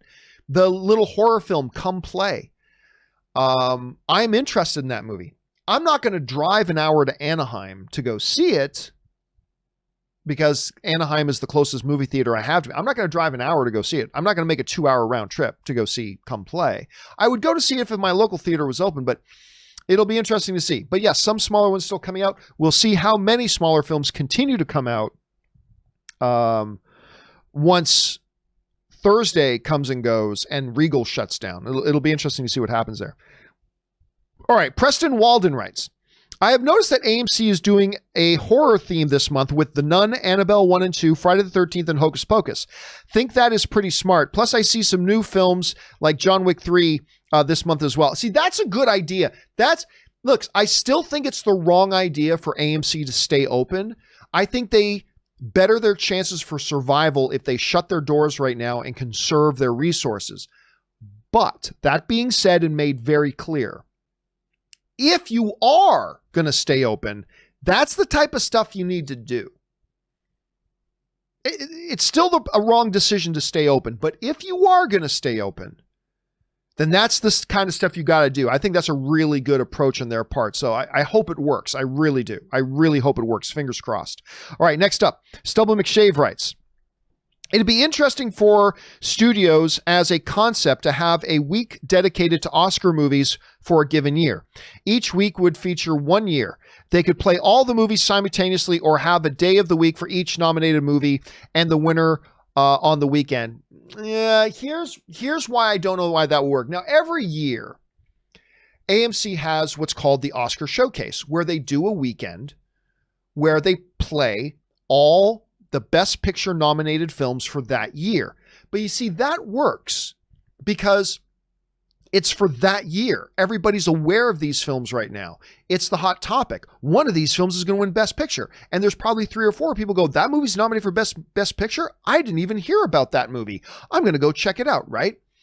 The problem is, if you try to do that for, say, today, for like 2014, well, other than the 1 or 2 movies that were nominated in 2014, a lot of the other films were not big box office draws, right? A lot of the times it's smaller artistic kind of movies or smaller indie kind of films that get those nominations. And I just don't know that in a year where they're not the film that's nominated, that a lot of people will rush out and go to see them right now. I don't know if that would work. It'd certainly be an interesting thing, but I don't know that you'd sell a lot of tickets. And right now, what theaters like AMC and Cinemark need to do is find ways to sell tickets. I'm just not sure that one would work, Stubble. Bob Bisney Cheap Pick writes, Regarding the Mulan experiment, I think it should have gone to iTunes/Google initially, then onto Disney Plus free to its customers. That would have had created a new surge in customers to Disney Plus. I also think that this was the wrong move to try PVOD. I mean, look, hindsight. Listen, I fully admit hindsight is 2020, but I don't believe for a second that they originally planned to let Disney Plus go on Google or Amazon. I think the plan was this is going to be Disney Plus exclusive. Oh, we're not making any money. Okay, change of plans. Let's let it go on to Google and Amazon and other outlets as well, so people who are not Disney Plus subscribers can get it, because my God, we need to make some money on this thing, right? I think this was a plan B. So I don't know that they ever would have launched. They never would have launched, come out of the gate with Amazon, because I don't think, regardless of whatever they say, I don't believe that their original plan was to ever let Mulan show up on Google or Amazon or iTunes. I think this was a plan B because plan A didn't work. And I get that, but then in instituting plan B, you've got to keep your customers in mind. And say, well, you know, we can't make plan B something that's a better deal to people than our customers got. So we got to figure out plan B in such a way that our customers, who are our loyal consumers, feel like they got the better deal because they're our loyal consumers. They're our loyal customers. They're our Disney Plus subscribers. Fine, we need to come up with a plan B to generate more revenue because Mulan lost us a ton of cash. But we got to make sure that plan B is done in such a way that our consumers, our customers go, whoo, I sure am glad that I'm a Disney Plus member because I got a better deal. I got extra content. It didn't cost me as much because what they do, they did the opposite. And they made Disney consumers and Disney customers and Disney Plus subscribers like me going, well, what the F? I am a subscriber. I am a loyal customer. And Buddy Joe Jim Bob at the gas station down there just got a twice as good of a deal on the same movie that I did. And I'm your loyal customer. It's wrong.